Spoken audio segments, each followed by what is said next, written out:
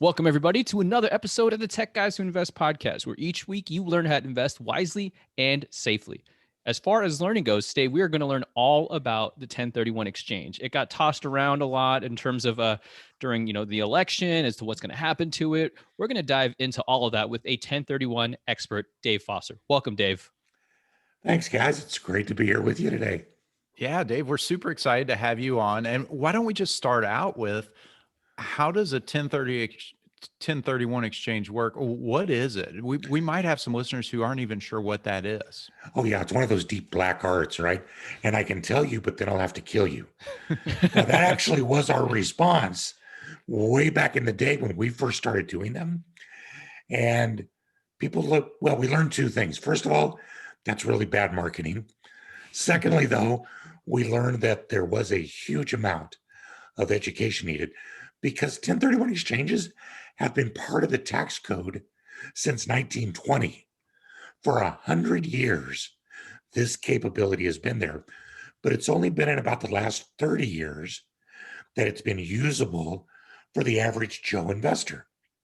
So a lot of education. It's not surprising that people haven't heard of them because the IRS allows us to do it, but they're certainly not going to help us. Because the way the 1031 exchanges work is they allow you to sell investment property that you have a gain in or that you may have highly depreciated, and you use the process and then go buy new investment property, and you get to indefinitely defer paying the tax on that profit. And by indefinitely, I mean it can be throughout your entire life if you choose.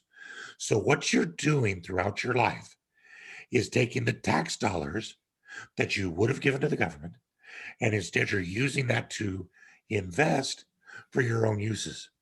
You make money off of that, then you sell another property, you 1031 and defer more tax. And so you're making income on the tax, on the income, on the tax. And do you know who it was, guys, who coined the phrase that compound interest is the eighth wonder of the world? Any guesses? Albert Einstein. Dude, I bow to you. Yeah, that's exactly right. Who would have thought, right? Warren Buffett, Rockefeller, I could have gotten behind. No, it was Einstein. Do you remember the rest of what he said, Kevin? No idea. Those who understand it will benefit from it. Those who don't will pay it. And that's where 1031 is. It's your opportunity to either pay the tax you don't have to and walk on with your life, or take that tax and use it for yourself and benefit highly. But that's the gist of what a 1031 is. Okay, so when you say investment property, what constitutes that? Is it, because I envision you could make an argument of if I have an in-law suite and I Airbnb that, I'm technically, making money from my primary residence, but what is the exact definition there for an investment property? Well, you're absolutely right, because you're going to love this. The definition itself is so broad. It is any property that is held for productive use in business or for trade or for investment. So any property that you have that you use in your trade, maybe it's a restaurant building, you have your restaurant in, farmland, you farm, a factory you make shoes in, or maybe it's rental properties, or maybe it's property you just bought that's in the path of progress and you're holding it for appreciation. All of that is investment property. It might be, maybe the best way to do this is to actually distinguish the three different major types. So there is your primary residence where you live in. Now, the part of the tax code that deals with that lets you, if you've lived in it for 2 years, out of the 5 prior to selling it, you get to take the first $250,000 of profit tax-free. And you can do that once every 2 years. Now, if you're married, that jumps up to 500,000. So, by itself, you've got an opportunity every 2 years to sell the house you're living in, if you've lived in it that long, and take the money tax-free. That's far and away better than tax deferred. So that's for those people. I'm sure your folks are acquainted with the idea of house hacking. Right. right? Sure. I buy a house, I rent out some rooms, I rent out that mother-in-law suite or whatever. Well, if it's all part of the common area, that's your primary residence. So when Mm, you sell that one, you're going to want to take advantage of the primary residence rules because it's tax-free. 1031 property would be the apartment over the garage, the basement with the separate entrance, the rental house down the street, the ADU in the backyard. If you've separated that out so that you're depreciating that as investment property, that's what qualifies for 1031. And so that's when you would sell that. And Kevin, you're skipping to the icing on the top of the cake. But when you sell a property that is two parts, investment and your primary residence, if it is being used as investment when you sell it, it qualifies for 1031. If you've lived in it for 2 years out of the 5 before selling, it qualifies for the primary residence sale. So you can, in many times, sell a duplex you live in half of and do both a 1031 and take the other half of the money tax free. That's worth the Nice. price of admission to this show right there. yeah, absolutely. You know, and this is one of the reasons why we love real estate so much, Dave. I mean, not only can you get creative, and there are so many different things you can do with it. Many you just mentioned, but there are so many of these little things like this 1031 that you're teaching us about that are levers, or these things you can do with real estate that really help you just grow your wealth beyond just what you thought the return on the investment would be or the cash Oh flow number. yeah. I mean, it's little things so many times, isn't it? Like, Yeah. gosh, I could add a coin laundry to my quadplex. And it's all those. I love your description of levers because that's what you're doing. You're just tweaking levers here and there to maximize your turn. And you know what's interesting is I learned this a long, long time ago because the old cowboy with the dirty boots who's got more money than Davy Crockett will tell you you make all your money in real estate when you buy it, right? right. You got to buy it right. You keep more of your money when you sell it and how you sell it. Because all the money you make in the world, if you happen to live in California, 40% of it's going back to your silent partner, Uncle Sam. Ouch. And Yeah. that takes a long time to recover from, doesn't it? Yeah. Absolutely. So So, that, oh man, yeah, that's so how huge. you sell it is what lets you keep it in your pocket. And at the end of the day, if there's two guys talking and one says, I made $1 million, I sold $1 million in property this year. And there's another guy that says, my bank account has $1 million in it. Who's your best friend? The one with the bank account. Exactly. Now, speaking of a 1031, and let's say one of our listeners wanted to do it today, they're primed to do it. Who would they need on their team? Would any realtor that they connect with do it? Is there somebody that specializes in it? Who would they need? Yeah, that's a great question. So the IRS actually requires the use of an unrelated third party who's called the qualified intermediary. And that person's job and only job is to document the exchange on the sale and on the purchase and handle the transfer of the proceeds. Because as the client doing a 1031, you cannot touch the money, either actively or constructively. So you have to use a third party, but that's their only job. So you still use all of your regular professionals, regular realtor, title company, attorney, accountant, whoever. And then the QI adds into that. But here's where it gets really interesting as this thing's evolved over the last 20 years is that strategically, the 1031 is so much more powerful than the process. I mean, you could call up tomorrow and have a sale going on next week, and a QI could jump in and handle that process. You get your purchase, and at the end of the day, you defer tax, but you didn't do anything to advance yourself strategically. And so you're still in the same boat you were, just with a different property. So it's that strategic thinking that's so important. But here's what happened From 1996 until 2005, we refer to that as the good days. Real estate was climbing. 1031 was available to everybody normally. And 1031 in 2005, there were over 500,000 1031 exchanges that happened. Well, in 2007, that number plummeted to less than 100,000. The reason? Wow. Because we were now in the dark days. And all you got to do is watch the movie The Big Short, and that tells you what that's all about. So during that period of time, then until 2010, 11-ish, about the time you graduated from high school, Kevin. This It's actually a very good call. That's spot on. Well, it's funny you should mention that, because up until that time, during the dark days, we lost 70% of the realtors in America. Wow. They couldn't handle it. They went out of business.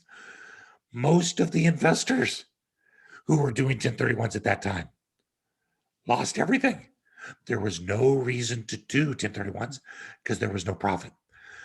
QIs went out of business left and right because they couldn't hold on. So what happened was we lost all of that campfire knowledge of how to use 1031s. And the biggest buying demographic now are the Kevins of the world. And you were riding a Schwinn bicycle and thinking about going to high school when all that happened. So there's no way you know about 1031s. So we've got this confluence right now of this huge need for education on how to use the 1031 strategically, because they can be oh so powerful. And that's why we started the 1031 Investor, because at the 1031investor.com, we're providing for everybody that education. Yeah, we do exchanges, but I see a greater need just for the public to understand them and to be able to use them for themselves, because that's going to be what keeps it going for future generations. So, Dave, can you tell us about the process at a very high level? You have to identify the next property, and it's got to be like kind. And, what does that sort of look like at the 10,000 foot level? Yeah, absolutely. Well, remember, we said it's investment property. So that's not your primary residence. It's property you intend to hold, and it's not fix and flip kind of property. Your intent cannot be primarily to resell it. Your intent has to be to hold it. But if that's your intent, any kind of real estate qualifies. Sell commercial, buy industrial. You start to see some of the strategies. Yeah. Sell in California, buy in Kansas City. Sell single family, buy multifamily. All of those kinds of things go strategically into how and where you place your money. So it all starts, because remember, you make all your money when you keep all your money when you sell it. So the 1031 is the exact reverse of what you normally think about. It starts with the sale. And from that day, you've got 45 days only to identify your potential replacements. You have 180 days to close, but believe me, that won't stress you out nearly as much as the 45 will. That's a pretty serious short time period. Absolutely. 45 days is quick. You blink and it's like, Ooh. oh, wow. January has already flown by, right? So it's almost that's like exactly right. Yeah. Now, one of the things you can do to mitigate that, though, is that period is only to identify. Now, once that's over, you can't change your list. So I highly recommend you get it under contract during that time. But you can go into contract for your purchase before your sale closes. We just have to close the sale before we close the purchase. So you can buy some more time creatively like that. A lot of people will like to use lease options on their rentals just for that.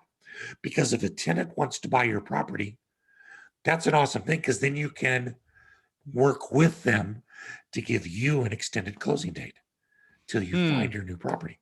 I love that. One of the little tips of the trade.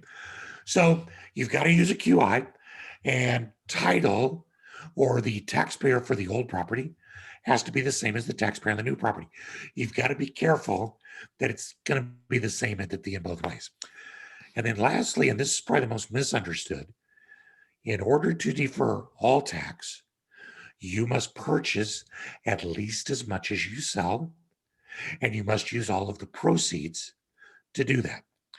So if you're selling a $320,000 property with $20,000 of closing costs, your net sale is 300,000, right? Right. You've got to purchase at least 300,000 in replacement investment real estate.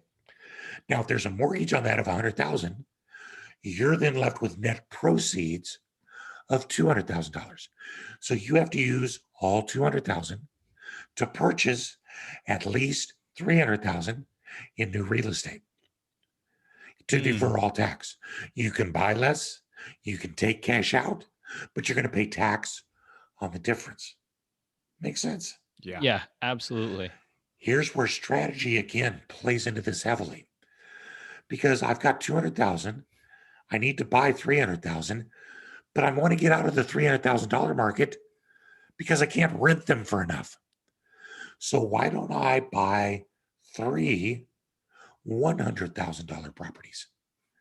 See, you can use the 1031 to sell one and buy several, as long as the dollar values match.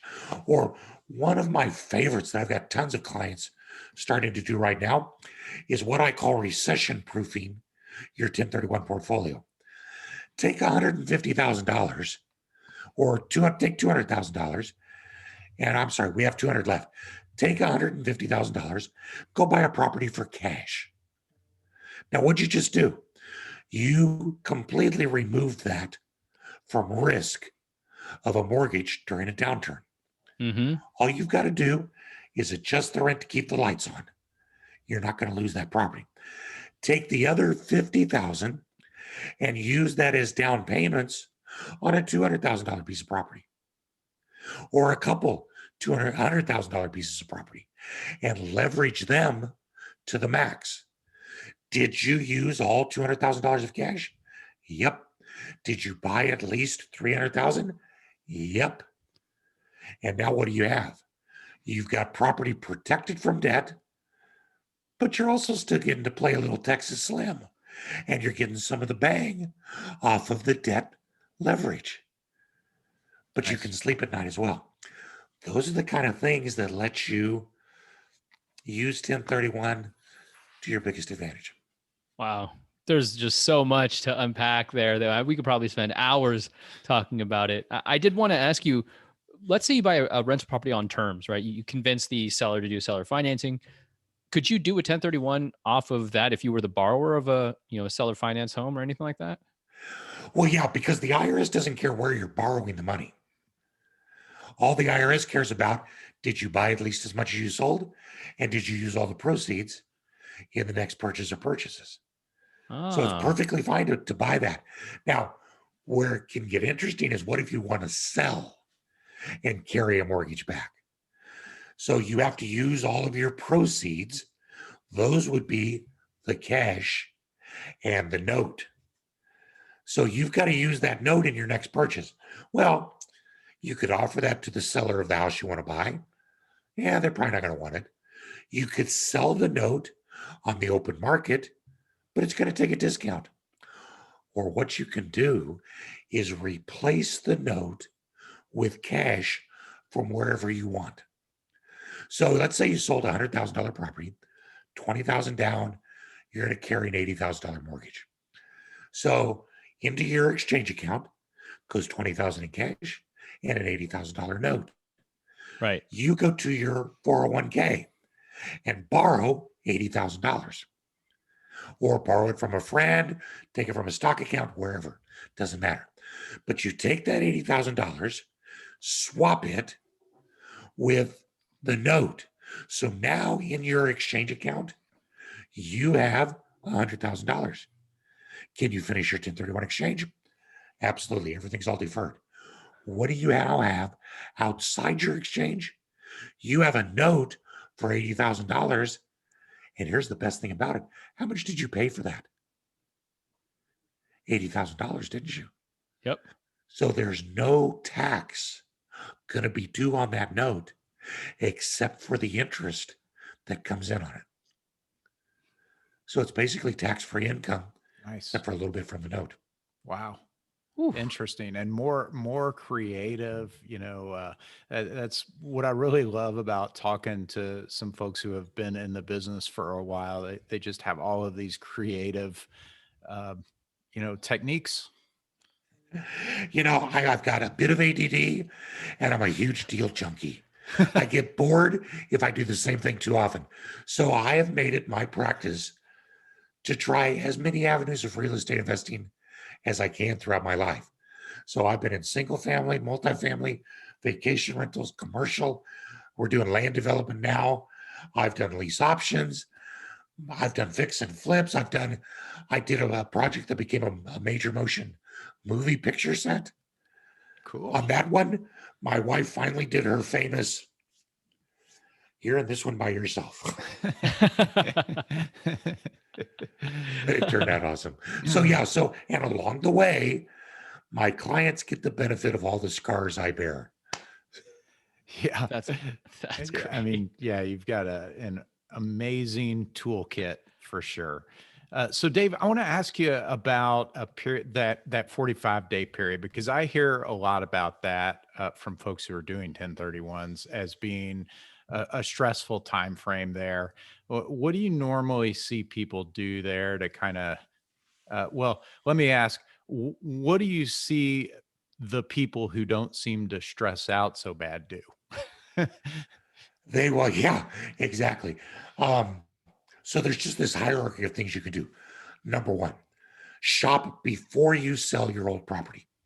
Okay. So you know your market, you know where you're going to. Even if you can't get something under contract, you're going to know that area enough that when a good deal does pop after your sale, you're going to be able to jump on it immediately. The exchanges that I've seen fail, by the way, here's some comfort language. We just did an anecdotal survey of our own clients. And what we find is that about 7% of all exchanges fail. And many of them are failing by design. So the 45 days feels really bad, but ultimately it's not all that many really fail because of that. So it's more perceptual than anything. It's like those ropes courses you go on executive retreats, right? Right. The perception of danger is huge, but ultimately you can't get hurt. So, that's while I'm hanging onto the tree, my friends are leaping off because we can't get hurt. So shop early, know the market, try to get under contract with as extended a closing as you can. Use contingencies on the purchase contract. Now, people scoff at me, "Oh, pshaw, Dave, that won't work." You guys, those folks don't have a clue. People want to sell their properties. You would be amazed how many people are willing to do that for you. I guarantee you're right, though. 100% of the people you don't ask won't do that. So ask the question, but then also don't forget that you're not just a buyer, you're a seller. And if it's a seller's market, sell your property contingent on locating a good replacement property. Don't let the buyer dictate terms. Sellers aren't letting you dictate terms, are they? So you dictate the terms to your buyers. And all those things can kind of go to help. Another thing would be to always list as a backup something like a Delaware statutory trust, which is a fractional, it's a whole other realm, guys. We'll have to have another call. Yeah, we will have to have another call. But these are fractional 1031 compliant things that are large commercial projects that usually move a little bit slower because it's a $20 or $30 million thing and you're buying $200,000 of it. But it's going to be there if the rest of your properties fall out. So those are some of the things. No, those are some good safety nets. So before we hit record, we were chatting about how it would be a cool story for you to share how you got into 1031 exchanges, because it's not something that you, to your point, you don't just say, "I'm going to invest in real estate." Say, "Oh, jump right into a 1031 exchange." Right. So I'd love to hear how that happened. Or you don't just wake up one day and say, "Gosh, I'd love to be a tax accountant." Exactly. It's a dream of my life. Every young child grows up with a book of the tax code above their bed. Where's my No such thing. abacus? My wife and I were in Denver, Colorado. By the way, this involves a sailboat purchased with tax-free real estate dollars. So there's the teaser. My wife and I were in pretty high profile, high pressure careers in Denver, Colorado, doing our thing, being dinks, double income, no kids, loving life. And this amazing thing happened. We had our son. And the next thing we did was throw the TV away because all we wanted to do was just sit and look at him. Coolest thing in the world. I said, oh my gosh. We realized right then that the greatest commodity anybody has in their life is not money, it's time. And we immediately became so jealous of the little bit of time we were going to have with him that we said, okay, this is it. We got to get out of these careers. We've got to position ourselves to maximize time with him. What should we do? And we looked at, at just all sorts of things. For some reason, although I'm a Kansas farm boy and she's a Minneapolis skating girl, we ended up settling on sailing. Let's go buy a sailboat and raise our kids on a sailboat. Okay. So we set a 10-year goal. How can we do that? Let's do something that allows us to generate income. Real estate. It can generate income for us while we're on the sailboat. It'll be perfect. All right. How many times have you guys heard this? That's the thing. Okay. So what's the first thing I did? Got excited. I bought a duplex in Denver. By the way, the same duplex that sold a couple months ago for $600,000, I bought for 85. Wow. Maybe I should have kept it. I don't know. Denver for you. I know. But I bought a duplex. I fixed it up. That's why it's worth so much. Because I fixed it up. That's what it was. Yeah. I fixed it up. I sold it. We're like, yes, we are en route. This is going to happen. And then my accountant sat me down at the end of the year. Oh, and no. said, Dave, you realize how much tax you're going to have to pay on this? Remember silent partner Uncle Sam? He made about as much as I did. I said, well, okay, this is not going to work because our goal was 10 years. And I can't just give 50% of my income back. So we got to find another way.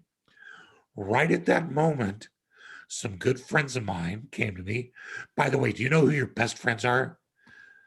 They're the ones that feel free to mercilessly mock you and then offer you a safety net. They said, man, Dave, if you would have been smart and known about this, you could have done a 1031. Jerks. Man. Hey, we're starting a company to do that. Would you like to join us? And I said, heck yeah. And so that started the journey of me both using 1031s for myself and doing them for others. Now, the way that we did them was all part of this 10-year plan. We would do 1031 exchanges and invest in investment property in Denver. When the time came for us to move to water, remember it involved a sailboat? We had to get to water somehow. We moved to Stamford, Connecticut, but ahead of that time, we positioned all of our investment portfolio there. We sold our Denver primary residence because that money was tax-free. And that went into the sailboat kitty. Where did we move when we moved to Stamford? We moved into one of our rental properties that was there for us now because you can convert from investment into primary or from primary into investment without incurring tax. A couple of years later, we sold that property and it was now tax-free again. In the middle of all that, we realized that Stamford, Connecticut has 2 nice weeks a year. They're both in June and the water isn't warm even then. So we said, we're going someplace else. Let's move our portfolio to Florida. And so that's what we did. We 1031 exchanged our portfolio into Florida. That's where we got into vacation rentals. And then when we were ready, we sold our Connecticut house. That money was tax-free. Where did we move? Into one of our Florida investment properties. And then we lived there. By the time 10 years was over, we had enough tax-free dollars that we could buy the sailboat that we lived on and raised our 4 boys for 10 years on. Wow. And we never paid a penny in capital gains tax on real estate. Wow. I mean, Dave, I feel like you've just given someone who maybe hasn't even started yet, but is interested in real estate, a roadmap that they could follow. You know, if I had heard that before I even started, I would be thinking, man, I could do something very similar to that. Oh, I love the house hack, as we Yeah. call it. You know, it always irks me. I never respond because, man, from Seattle to Portland to Washington, we all see how much fun it is to argue, right? It ain't. So I don't even argue with them. But these people that like to say your primary residence isn't an investment, well, it may not be an investment in the sense that it's free to me and it just makes money, but I have made more money tax free with primary residences than any other investment. And that's Nice. tax free. So, yeah, for those people, Adam, it's huge. If you want to get into real estate investing, go buy a duplex and rent it to a friend. Yeah. Go buy a house and rent a bedroom out. My wife and I just figured out the other day that out of, all right, I'll say it, 32 years of marriage, we have had roommates, not our children, for 27 of those 32 years. It's the fabric of community. I mean, forget real estate for a minute. It's just fun to live life with others. So That is whether cool. it was friends we met or young people we were trying to help out or whatever, sharing the journey by sharing living is huge. But also part of that, they're paying money to me that's paying my mortgage. Right. Tell me that's Man, I not an love it. investment. That's awesome. And that is available for anybody. Have you guys ever used FHA financing? I have So, not, but we know of it. Yeah. yeah, government subsidized Yep. FHA housing Mhm. loans allow you to get into a property for 3.5% down. You get the best interest rate anywhere, and you can buy. A lot of people don't know this. You can buy up to 4 units as long as you live in at least one of them. So to go buy a $400,000 quad with $15,000 down, and it's going to generate 3 apartments worth of rent while you live in the rest for free. Come on, Oh this is yeah. America. Borat would have a field day with this. That's Oh great. man. Oh, that's great. I love that story. And while you have such a positive spin on it, we kind of want to transition to a little bit more of a real topic. And with the 1031 exchange, there have been talks. I've heard this throughout the election that the Biden administration was going to nix the 1031 exchange. As a 1031 expert, what is the real deal with what's going on with that? You know why you got to go there, Kevin? We're having a fun conversation. Life Got to was all keep people bad. informed. Yeah, I'm really not all that worried at this point, and here's why. I'm trying to remember who the quote. I think it's Gideon Tucker. No person's property or possessions are safe as long as Congress is in session. And Congress never met a tax they don't like. So during every political cycle, every president I have been under for the last 22 years has verbally mentioned getting rid of 1031. That's Republican and Democrat alike. They all want to keep the tax dollars. They all talk about doing it. I'll let you guys guess. During that period of time, there has only been one president that actually took away part of 1031. Who was it? No idea. I don't know. Not even going to try to blame someone. Obama. We can blame Nancy Pelosi. Oh yeah, she wasn't president. I'm just kidding. I love Nancy. No, it actually wasn't Obama. That would have been a great guess, right? Because we think of the Democrats as more friendly with taxation. It was actually our dear outgoing former President Trump. Really? Go figure. 1031 used to qualify for both real estate and personal property, like his 747 jet heavy equipment, all qualified for 1031 treatment. And under his tax plan, he took that away. Interesting. So yeah, so the rhetoric always ramps up because it's a cheap target. Of course. But ultimately, when people start to see the power of what it does, in the early days, 1031 was designed for the farmer who wanted to buy new land and different land, but could not pay the tax and have enough left to buy the new property. Well, the same thing is true. If you take the tax away, you severely hinder the opportunity for investors to expand, which means you're going to decrease sales and you're going to decrease velocity and you're going to decrease the amount of times that capital gains dollars do turn to go into the tax coffers, as well as the incomes off of rents, et cetera, et cetera. So I think we're a long ways from here to there. Plus the fact that, President Biden, you got to love him. Poor guy's got a few more fires to put out than 1031 exchange. So I figure we've got at least a year or two. And so then the question becomes, do I want to stop doing something that's a benefit to me now because in 2 years it may go away?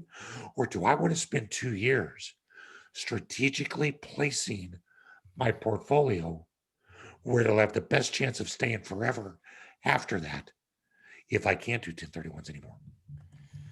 So, Dave, quick question about what it is you help clients with. What services do you provide, and kind of like, when someone's doing a 1031 exchange and they contact you, how are you helping them? Yeah, well, I'm the QI, so all I can do is to document the 1031 exchange and process the transfer of the money. That's my only job that I'm allowed to do by law. So all the other stuff, like helping people with strategy, that's where we work with your professionals to give them the 1031 spin on it. Now you get that for free. And then Which of course QI, is what could you you pay for clarify it. that? So that's what it's worth. What's that? Oh, sorry. QI, what does that stand for? That stands for Qualified Intermediary. Gotcha. And they're required by statute to do the 1031 exchange. Great. So you're the guy we need on our team if we want to do a 1031. Yeah. That's exactly right. And by the way, the most critical thing, the QI has to be in place prior to the closing of your sale. It makes me weep tears of sadness when someone calls and says, Dave, I sold a property last week. I'm so excited because I now want to do a 1031 exchange. It's like, oh, so sad. No, you're not. Next time. Next time you sell, we'll be there for you.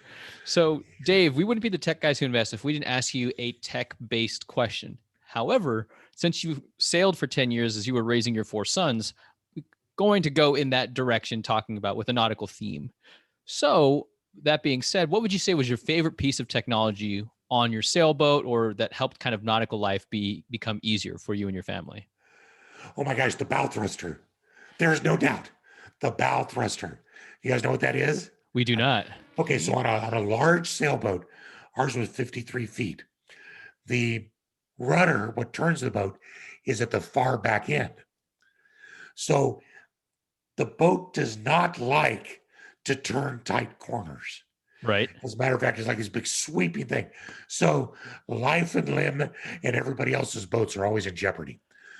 The bow thruster is a propeller motor at the front of the boat that pushes the front. So you can actually get this cool thing going where if you turn the rudder so you're turned to the right and then put the bow thruster on, you'll just spin in circles. And it's the most awesome looking thing, but it lets you dock in all kinds of tight corners. Nice. Yeah. Very cool. Bow thruster. Awesome name, bow thruster. I Bow like thruster 3000. And actually, I got to give my wife a shout out. We do have time for another quick story. Sure. So, Yeah. real quick one. So we were going into dry dock, and boats are notorious for backing up horribly as well. And there was a bunch of those guys, the looky-loos, the macho guys, the workers, stand on the side, watch us. We had to back up like 50 yards. And I'm looking at him going, all right, let's have some fun today. So I told Vicky, she's dressed for boating in a bikini or whatever. I said, Vic, stand up and look like you're captaining the boat. And I'm just gonna sit here and just watch. So she stood up, took the wheel, looked backwards like she was backing, and I ran the bow thruster from below the level where they could see it.